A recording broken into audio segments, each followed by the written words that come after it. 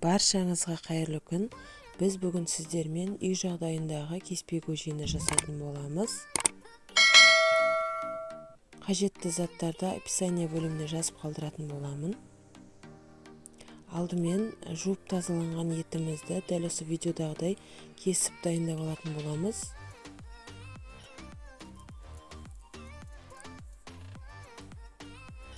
Кеспе көженің ерекшелігі үйде бар заттармен жасауға болады, және де тойымды тағамның түрі.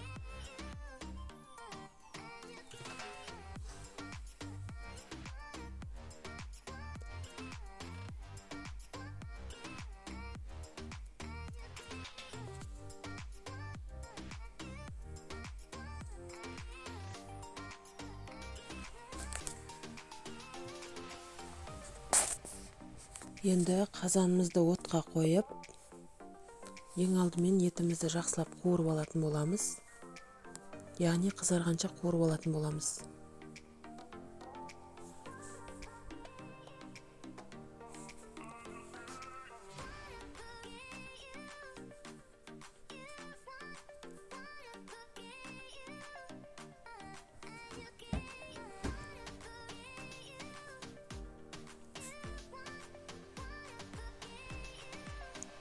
Келесі кезекте пиязымызды, сәбізімізді салып, жақсылап қуыратын боламыз. Мен томаттың орнына қысқа дайындыққа жабылған салатты қостым.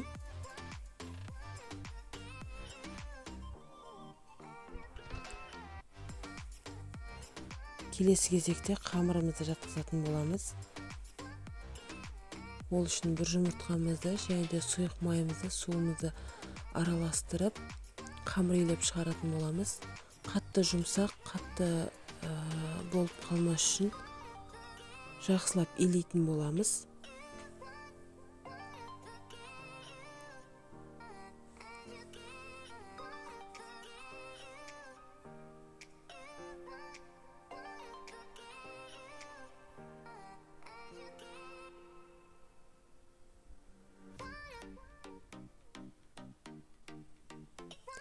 Міне, менде осындай керемет қамыр шықты.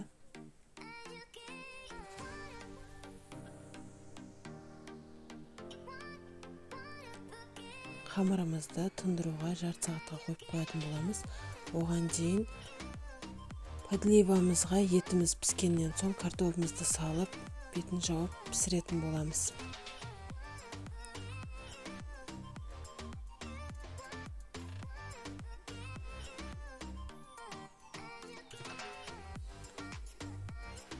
Дайын болған қамырымызды жаюға кірісеміз.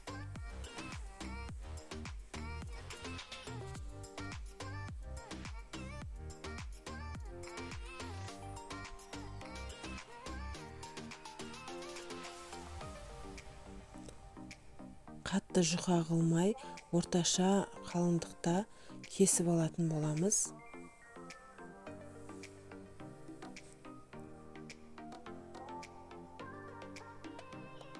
Жіңішкелігі осындай кеспемен де пайда болды.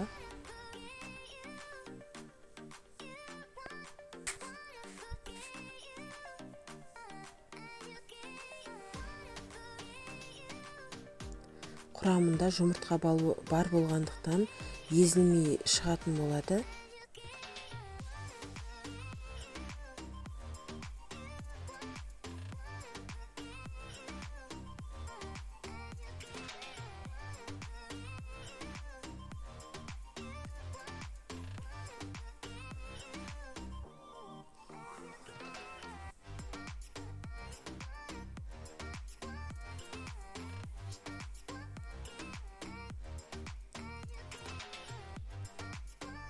Арнама жаңадан қосылған жандар болса, тіркеліп, видеоға лайк басып, комментарий қалдырып кетулеріңізді сұраймын.